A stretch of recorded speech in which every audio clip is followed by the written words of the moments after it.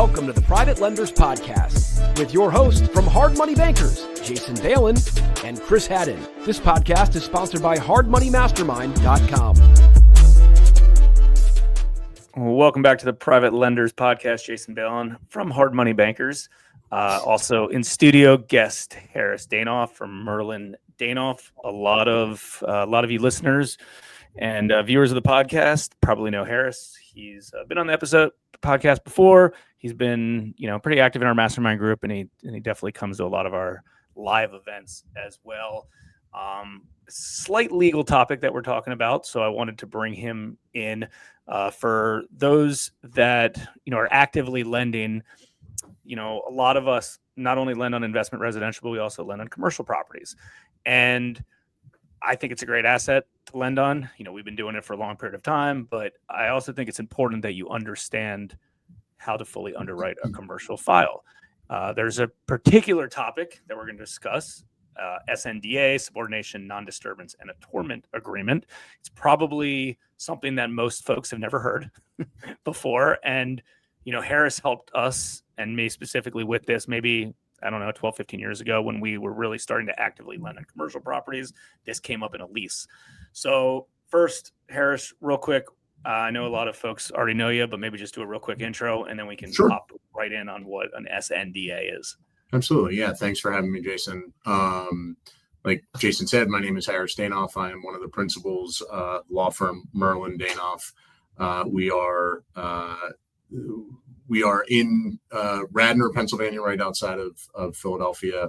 And over the course of the last 11, 12 years, with the benefit of Jason's contacts and just growing our private lending practice with Jason and Chris, we've been fortunate enough to now represent a number of private lenders throughout the country in all manners of the loan documentation, title review, and closing, interfacing with closing agents. So in talking about SNDAs, where this is really going to come up, I think the first thing in any commercial property, in any context in a commercial property that is subject to leases, the first thing you have to do is review that lease, right? That's the most important piece. That's going to be the revenue stream, whether it's a single tenant asset or a multi-tenant asset. You need to review those leases and understand them.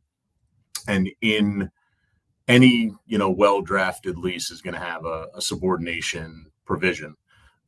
What I would say most leases that we see have subordination provisions that we call self-subordinating, which has language in there to the landlord's benefit, to the buyer's benefit if you're going to buy the property or lend on it, that says that regardless of when the mortgage is put of record or the deed of trust is put of record, whether the deed of trust precedes the lease or comes afterwards, the tenant is agreeing that the lease will be subordinate to the mortgage, which means in theory that if you were foreclosing on the property, much like a subordinate lien, a second position lien, that you could terminate that lease in foreclosure, that you do not have to take subject to that lease if it's subordinate to your mortgage or deed of trust.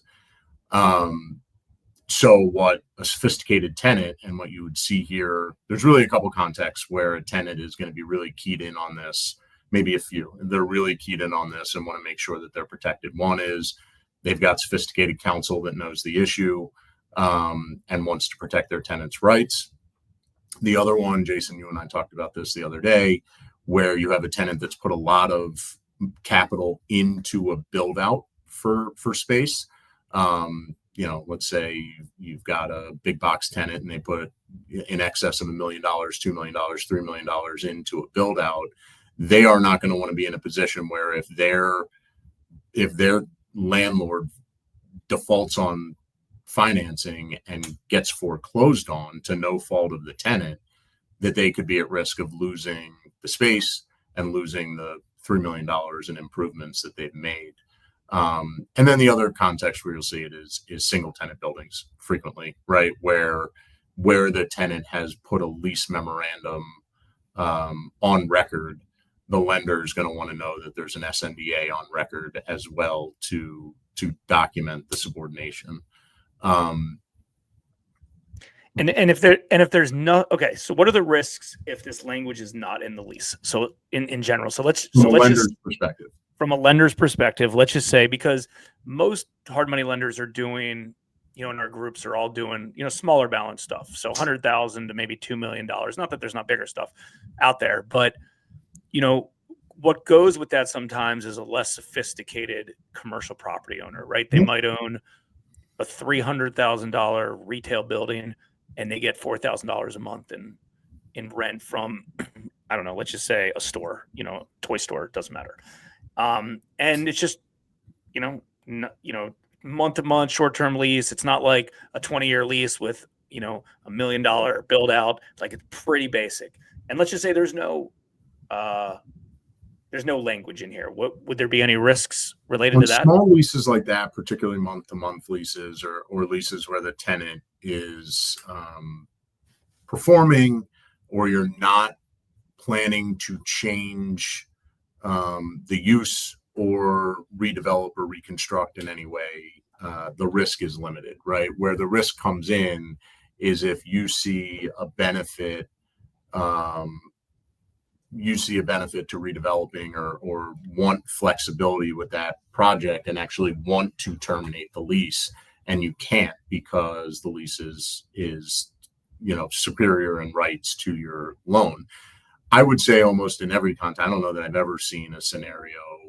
I know they exist, but in my practice, I don't know that I've ever actually seen a scenario where a lender comes in and wants to blow the tenant out. Oftentimes, the parties are negotiating an SNDA so that there is a contract and an understanding between the lender and the tenant as to what would happen if the lender took over, right? And what would happen. So there's three components. Obviously, there's the subordination, there's the non-disturbance, and there's the attornment. Subordination means what we said before, that now the loan is senior in priority to the lease, regardless of the timing of recording. So even if the lease predates the loan now primes from a lien and a title perspective. In return for that, the tenant says, okay, I am willing to subordinate, but in return for that, I want to know that assuming I'm not in default under my lease and I'm otherwise performing, that you won't disturb my tenancy. You'll allow me to stay under the terms of the lease. And almost every circumstance, the lender would agree to that, right? Like, they've underwritten the project that way with that revenue and with that lease. And so they would be fine to agree not to disturb as long as there's no default. And then the third piece is an attornment provision, which really just says that the tenant will recognize the lender as landlord.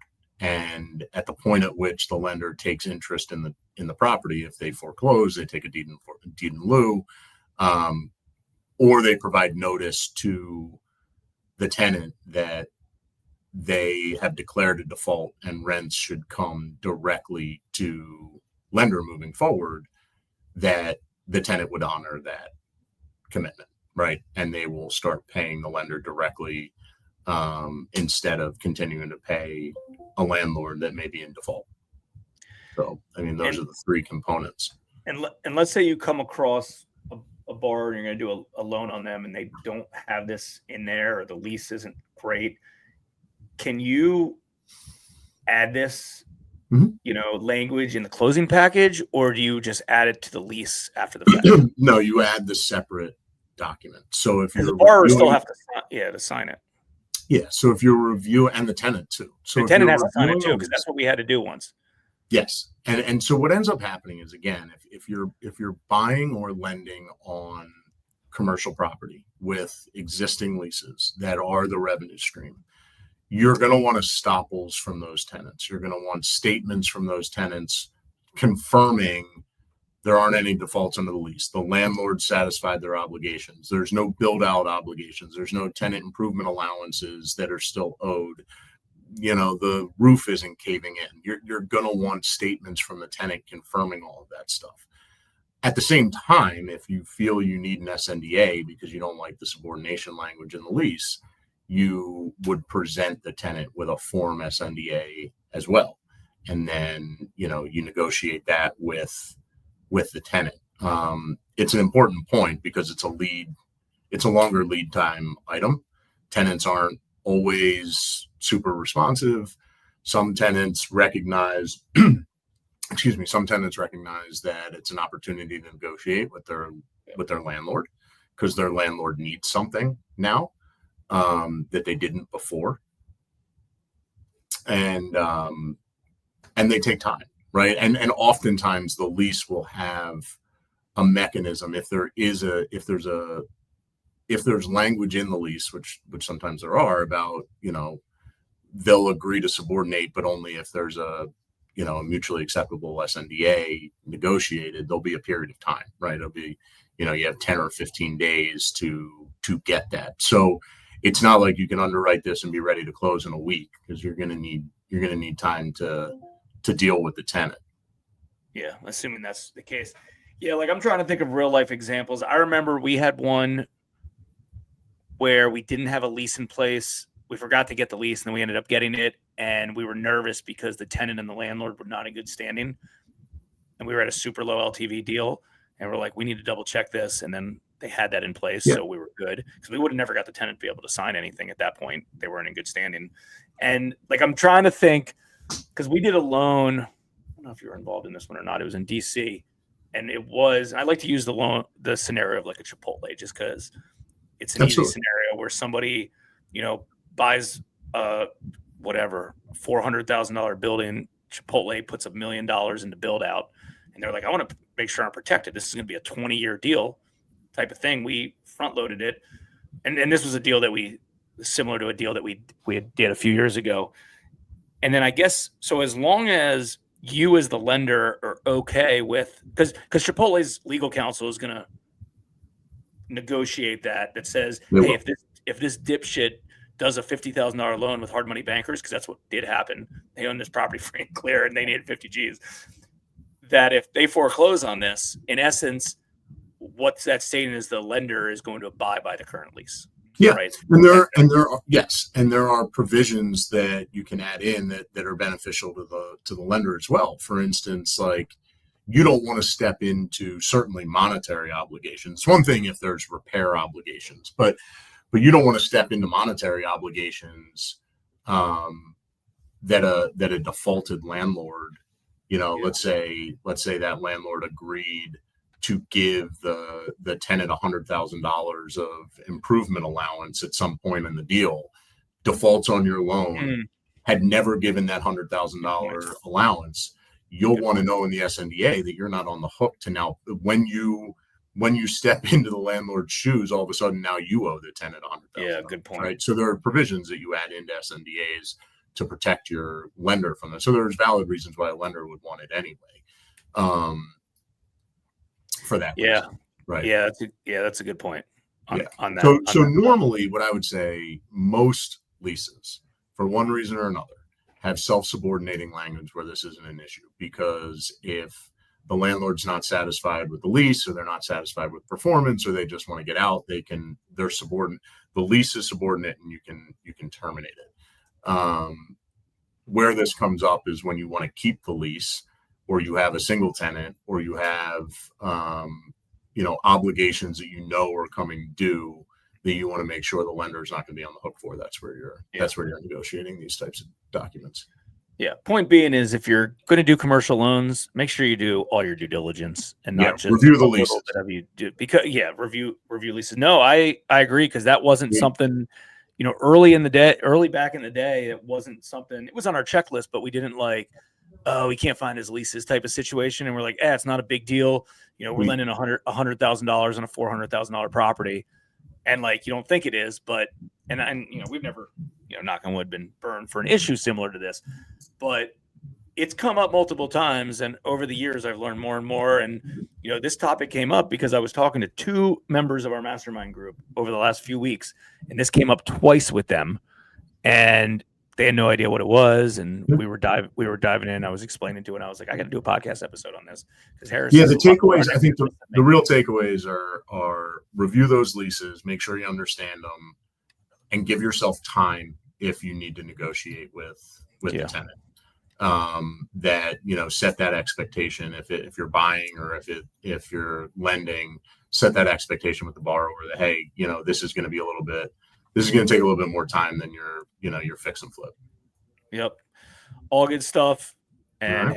Harris's team can obviously help with this part of it, as they do loan document production and total review. Real quick, what's best contact information for your firm?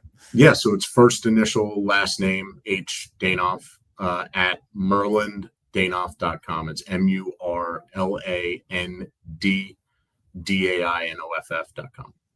Yeah, we'll put that in the show It's notes. long. Harris, thanks again. Always My a pleasure. wealth of information, and I'm glad we had a few minutes to chat today. Yeah, you bet. Thanks for having me.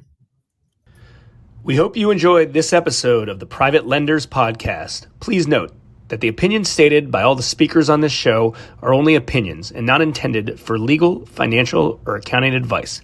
Please make sure to always check with your own legal, accounting, and financial professionals. If you enjoyed this episode of the Private Lenders Podcast, we'd appreciate it if you would spread the word.